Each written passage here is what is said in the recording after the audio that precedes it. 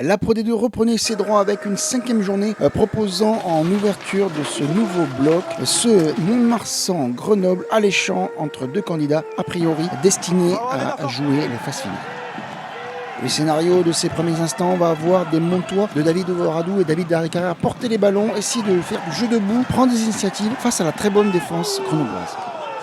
Mais voilà, les Landais vont être maladroits et face à eux, ils vont trouver des Isérois à la faute. À l'instar de Raymond Roule, l'ailier sud-africain, qui va tenter d'intercepter et être sifflé par Monsieur Clavé avec cet en avant volontaire et carton jaune.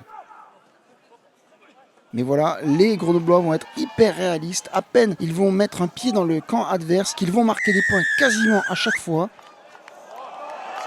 Il y a un écran qui est d'abord signalé par l'arbitre et ainsi l'arrière et capitaine Gaëtan Germain d'ouvrir le score à 3-0 avec cette pénalité lointaine. Les buteurs vont faire le match avec une faible première mi-temps et ce 9-3 avant que Grenoble revienne dans le camp adverse en portant les ballons sur la sirène dans les mètres de maîtres adverses.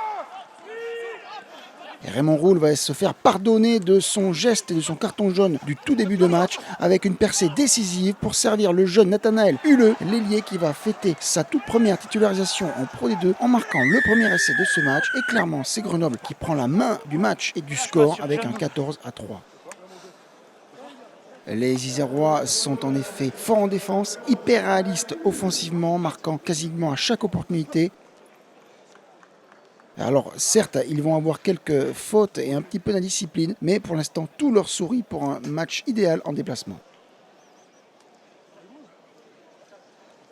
Migraine à venir pour David Darricarrère, le coach des Landais, qu'il va falloir remonter. Et malheureusement, alors que le score est de 17-12, malheureusement pour les jaunes et noirs, ça recommence sur les mêmes schémas. Et Jérémy Valenceau, servi par son coéquipier, va même aller marquer un deuxième essai après un petit coup de pied rasant qui a vu Loustalo cafouiller au sol.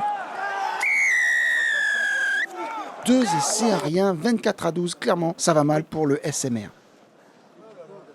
Oui mais voilà, le coaching va faire du bien et une passe volleyée va permettre à Vakaya de proposer un festival percé, raffut et passe à une main en mode Chistera pour servir l'ailier Julien Lestremont qui va donner un petit peu d'espoir avec le premier essai des Landais qui leur permet de revenir un petit peu à la marque.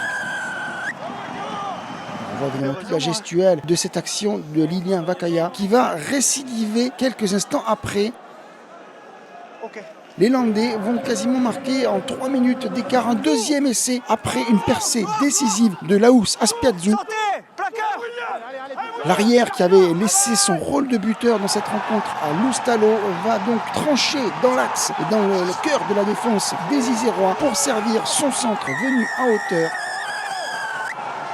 Lilien du Pacifique casqué peut venir marquer l'essai de l'égalisation puis l'essai a priori de la gagne. 26-24 pour Mont-de-Marsan, c'est inespéré vu le scénario de la rencontre. Les coéquipiers de Fabien Alexandre vont avoir une balle de match mais Franck Porto va manquer la pénalité. Grenoble doit se satisfaire d'un bonus défensif pour une victoire montoise 26-24.